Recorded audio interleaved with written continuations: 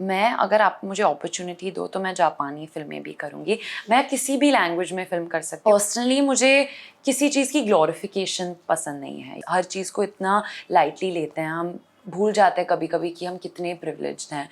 अच्छे सिनेमा की परिभाषा आपके लिए क्या है? कमर्शियल सक्सेस या आर्ट सक्सेस, आप कैसे देखती हैं? आई थिंक हर चीज़ लाइफ में बैलेंस्ड होनी चाहिए, यू कांट हैव दिस और दैट। आपको आई थिंक हर चीज़ को you have to explore everything as an actor. मुझे कमर्शियल सक्सेस भी चाहिए और मुझे आर्टिस्टिक सेटिस्फैक्शन भी चाहिए। तो जैसे मैंने कहा, मुझे इस पॉइंट में लाइफ में जहाँ मैं हूँ, मुझे वो I want to be the best possible actor that जो मैं बन सकती हूँ। मुझे अपने क्राफ्ट पे वर्क करना है, पर of course at the end of the day ये हमारा काम है, बिजनेस है, प्रोड्यूसर्स के पैसे हैं इसमें, डिस्ट्रीब्यूटर्स के पैसे हैं इसमें, तो ऑफ कोर्स हमें पैसे भी बनाने हैं। पर जो पॉइंट मैं हूँ लाइफ में, definitely I am leaning a little towards वो आर्टिस्टिक मोर।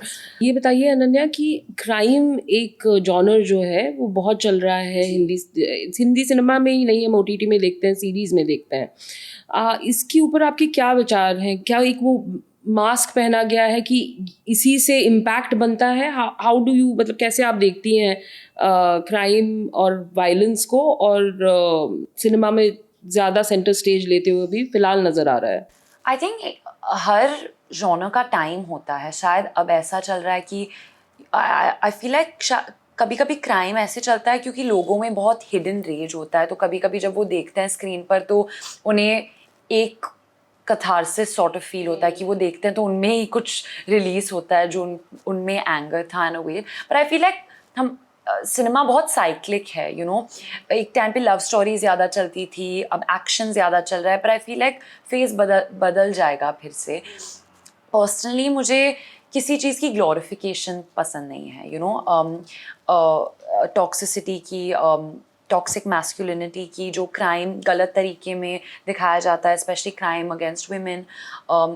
अगर उसे ग्लोरीफाई किया जाता है तो मुझे पसंद नहीं आता। पर्सनली एज अ व्यूअर और एज एन एक्टर, जब मैं एक रोल चूज़ कर रही हूँ, मैं अपने मॉरल कंपस को अलाइन करने की कोशिश करती हूँ। बॉलीवुड की न्यूज़ के अलावा दुनिया में जो चीज़ें हो रही हैं, देश में जो चीज़ें होती हैं, कोई एक स्पेसिफिक तरह की न्यूज़ है जो आपको ज़्यादा अफेक्ट करती है या आप फॉलो करते हैं, आप रुचि रखते हैं उन चीज़ों में? बहुत सारी चीज़ें हैं, पर आई थिंक जो भी वॉर्स चल रही हैं पूरे पूरे हमारे थ्रू आउट द वर्ल्ड, जो इमेजेस आते हैं बहुत डिस्टर्बिंग हैं, स्पेशली विमेन, चिल्ड्रन, जिन्हें बेसिक खाना नहीं मिलता, पानी नहीं मिलता, और हम हर चीज़ को इतना लाइटली लेते हैं, हम भूल जाते हैं कभी कभी कि हम कितने प्रिविलेज्ड हैं।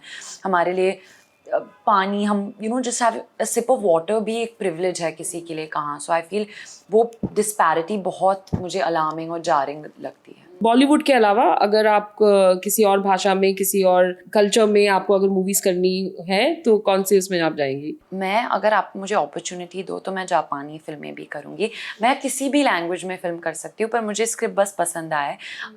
मैं कल्चर से बहुत एक्चुअली इंटरेस्टेड हूँ, because I feel like her culture में कुछ अलग अलग होता है, आप इतना कुछ सीख सकते हैं लोगों के बारे में। वो like a love story set in India is so different compare to a love story Korea में या अमेरिका में। तो आई फाइंड जो वो कल्चरल डिफरेंसेस हैं, they add those nuances to a film. तो मैं किसी भी भाषा में काम कर, किसी भी भाषा में, बस स्क्रिप्ट जो है वो आपकी हाँ, पसंद की होनी चाहिए। Ananya Pandey, thank you so much. धन्यवाद, थैंक यू सो मच।